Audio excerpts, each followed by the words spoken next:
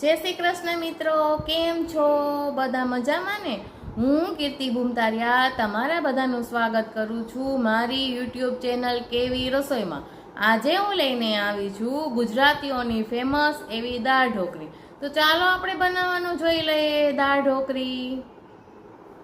प्रथम दाळ ढोकળી बनाववा माटे मित्रों मैं अहींया 2 वाटका चणानो लोट लीधो छे।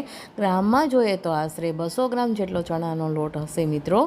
तमारे जेटला ढोकળી बनावी होय ने ई प्रमाणे तमे वधारे ओछो चणानो लोट करी शको छो। तो हवे मैं अहींया एक परातमां चाळणी लई लीधी छे अने तेना उपर मैं 1 वाटको चणानो लोट मूकेलो छे। तो हवे आपणे चणाना लोटने चारवानो छे એટલે આપણે ચાળણીમાં આ રીતે ચણાનો લોટ ઉમેરી દેવાનો છે અને એને આ રીતે ચારી લેવાનો છે। હવે ત્યારબાદ મેં અહીંયા બીજો વાટકો ચણાનો લોટ લીધો છે। હવે તેને પણ ચાળણીમાં ઉમેરી અને તેને પણ હું સારી રીતે ચારી લઈશ। આ રીતે હું બધો ચણાનો લોટને સારી રીતે ચારી લઈશ। હવે ત્યારબાદ આપણે એમાં નમક ઉમેરવાનું છે એટલે સ્વાદ પ્રમાણે નમક ઉમેરવાનું છે એટલે મેં અહીંયા 1 ચમચી નમક ઉમેરેલું છે। હવે ત્યાર પછી હું અહીંયા 1/4 ટેબલસ્પૂન હલ્દી પાવડર ઉમેરું છું અને હવે ત્યારબાદ અડધી ચમચી ધાણા જીરું પાવડર ઉમેરું છું અને હવે ત્યાર પછી અડધી ચમચી લાલ મરચું પાવડર ઉમેરું છું। હવે આ બધાને આપણે સારી રીતે મિક્સ કરી લેવાનું છે એટલે હું અહીંયા હાથની મદદથી સારી રીતે મિક્સ કરી રહી છું મિત્રો। હવે સારી રીતે મિક્સ થઈ જાય ત્યાર પછી અહીંયા 1 ચમચી તેલ ઉમેરવાનું છે મોણ માટે એટલે તેલ ઉમેરી દીધું છે। હવે આને પણ આપણે સારી રીતે મિક્સ કરી લેવાનું છે। ત્યારબાદ મેં અહીંયા 1 ગ્લાસ પાણી લીધો છે મિત્રો। હવે જરૂર મુજબ થોડું થોડું પાણી ઉમેરી અને અહીંયા મીડિયમ ટાઈપનો ડો તૈયાર કરવાનો છે। તો તમે જોઈ શકો છો કે મેં અહીંયા મીડિયમ ટાઈપનો ડો તૈયાર કરી લીધો છે। હવે આપણે એમાં તેલ ઉમેરવાનું છે એટલે મેં અહીંયા અડધી ચમચી જેટલું તેલ ઉમેરી દીધું છે અને હવે આપણે લોટને સારી રીતે મસળી લેવાનો છે। તો તમે જોઈ શકો છો કે હું અહીંયા લોટને સારી રીતે મસળી લઉં છું। હવે લોટ આપણો મસળાઈ ગયો છે એટલે આપણે હવે એને ઢાંકણ ઢાંકી અને એને 5 મિનિટ રેસ્ટ ઉપર રાખવાનું છે। આ બાજુ આપણે દાળનો વઘાર કરવાનો છે એટલે તેના માટેની આપણે ઇન્ગ્રીડિયન્ટ્સમાં જોઈ લઈએ તો મેં અહીંયા થોડાક મીઠા લીમડાના પાન લીધા છે, એક ટુકડો આદુનો લીધો છે, 1 નંગ લીલું મરચું લીધું છે, 1 નંગ ટમેટું લીધું છે અને 1 નંગ લીંબુ લીધું છે મિત્રો। હવે આ બધી સામગ્રીના આપણે મીડિયમ ટાઈપના ટુકડા કરી લેવાના છે એટલે હું અહીંયા તમે જોઈ શકો છો કે મીડિયમ ટાઈપના ટુકડા કરી લીધા છે। અને હવે ત્યાર પછીની ડીશમાં મેં અહીંયા 1 નંગ લાલ મરચું લીધું છે, 1 ટુકડો મેં તમાલપત્ર લીધો છે, 1 ટુકડો મેં તજનો લીધો છે અને 2 નંગ મેં લવિંગ લીધા છે। હવે દાળનો આપણે વઘાર કરવાનો છે મિત્રો એટલે મેં અહીંયા ગેસ ઉપર એક પેન લઈ લીધું છે અને અત્યારે ગેસની ફ્લેમને આપણે મીડિયમ રાખવાની છે। હવે પેન આપણું ગરમ થઈ ગયું છે એટલે હું અહીંયા 1 ચમચી તેલ ઉમેરું છું। તેલ આપણું ગરમ થઈ ગયું છે એટલે મેં અહીંયા 1/4 ટેબલસ્પૂન રાઈ ઉમેરી છે। હવે રાઈ આપણી સારી એવી ફૂટવા લાગે એટલે મેં અહીંયા 1/4 ટેબલસ્પૂન જીરું લીધું છે। હવે જીરું પણ આપણું ફૂટવા લાગ્યું એટલે ત્યારબાદ અહીંયા 1/4 ટેબલસ્પૂન હલ્દી પાવડર ઉમેરી દીધું અને હવે ત્યાર પછી હું અહીંયા અડધી ચમચી જેટલી હિંગ ઉમેરું છું મિત્રો। હવે ત્યાર પછીને આપણે મસાલામાં ઉમેરવાના છે એટલે મેં અહીંયા લાલ મરચું ને તમાલપત્ર ને એ વાળા મસાલા ઉમેરી દીધા છે। હવે ત્યાર પછી આપણે ટમેટાના ટુકડા, મરચાંના ટુકડા, આદુનું કતરણ તે પણ ઉમેરી દેવાનું છે એટલે મેં તે બધું ઉમેરી દીધું છે અને હવે આપણે મસાલા અને તેલને સારી રીતે મિક્સ કરી લેવાનું છે એટલે હું અહીંયા ચમચીથી મસાલા તેલમાં સારી રીતે મિક્સ કરી રહી છું। તો તમે જોઈ શકો છો મસાલા સારી રીતે તેલમાં મિક્સ થઈ ગયા છે એટલે આપણે અહીંયા સ્વાદ પ્રમાણે નમક ઉમેરવાનું છે મિત્રો એટલે મેં અહીંયા 1 ચમચી નમક ઉમેરી દીધું છે। હવે આપણે ચમચીથી નમક અને મસાલાને સારી રીતે મિક્સ કરી દેવાના છે એટલે અહીંયા મેં મિક્સ કરી દીધા છે।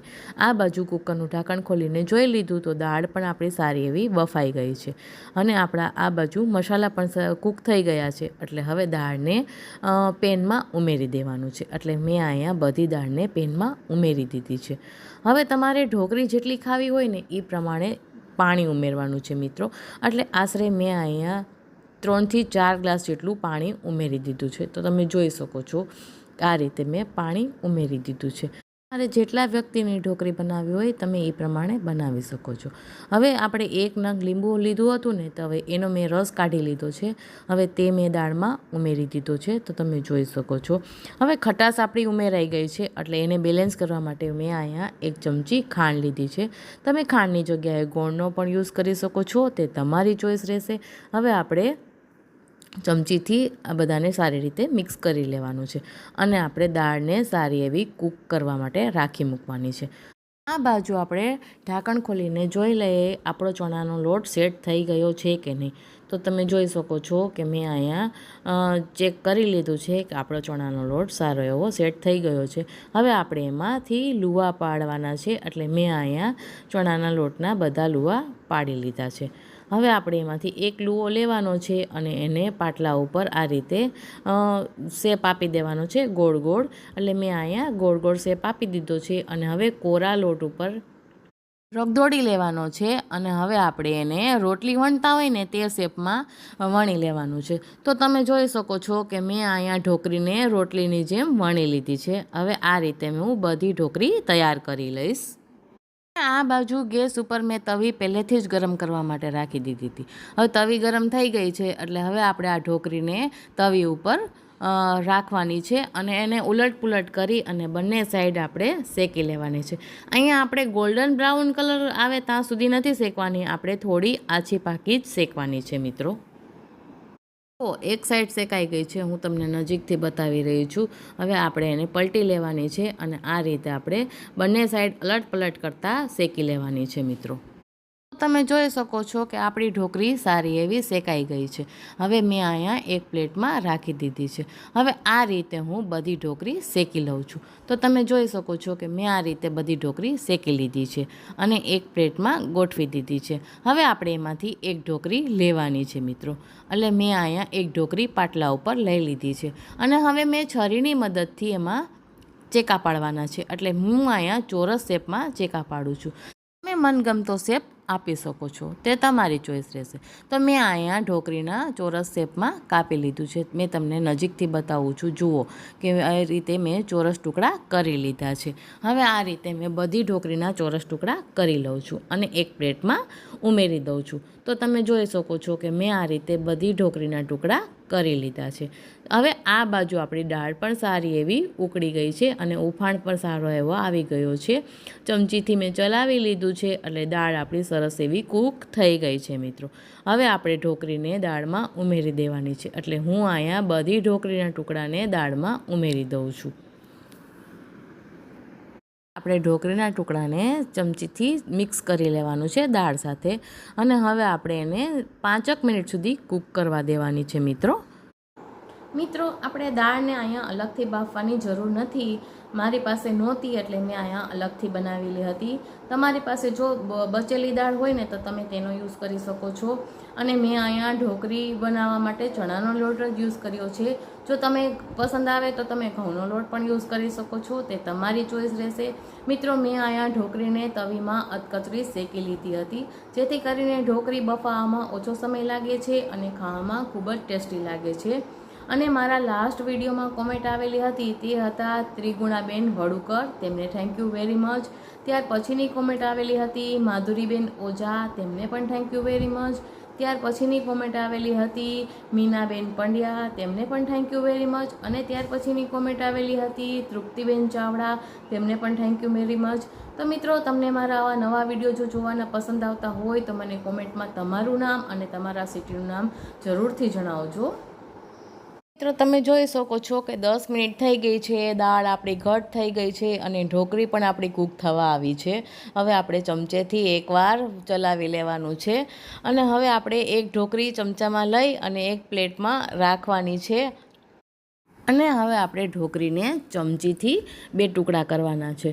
જો 2 ટુકડા સરળતાથી થઈ જાય એટલે મીન્સ કે સમજવાનું કે આપણી ઢોકળી તૈયાર થઈ ગઈ છે. તો બસ, હવે આપણે અહીંયા દાળ ઢોકળીને વધારે કૂક નથી કરવાની.